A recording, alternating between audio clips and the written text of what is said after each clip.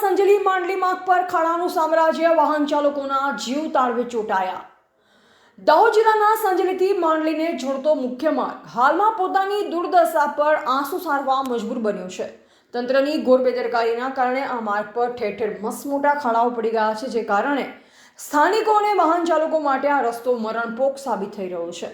દાહોદ જિલ્લાનો સંજેલી માંડલી માર્ગ, જે હજારો લોકોની અવરજવરનું મુખ્ય માધ્યમ છે, તે આજે ખાડાઓના કારણે અકસ્માતનું કારણ બની રહ્યું છે। ચોમાસાની શરૂઆત થતાં જ આ ખાડાઓમાં પાણી ભરાયા છે।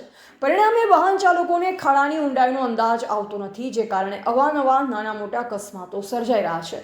સ્થાનિક રહીશોના મતે આ રસ્તા પર ટુ વ્હીલર ચલાવતો જાણે જીવને જોખમમાં મૂકવા સમાન છે। અનેકવાર રજૂઆત કરવા છતાં માર્ગ અને મકાન વિભાગની આંખ હજુ પણ ઉઘડવાનું નામ લેતી નથી। રસ્તા પરના ખાડાઓના કારણે વાહનોને પણ મોટું નુકસાન થઈ રહ્યું છે, પણ જવાબદાર તંત્ર તો જાણે કુંભકર્ણની નિંદ્રામાં સૂતું હોય તેમ લાગી રહ્યું છે।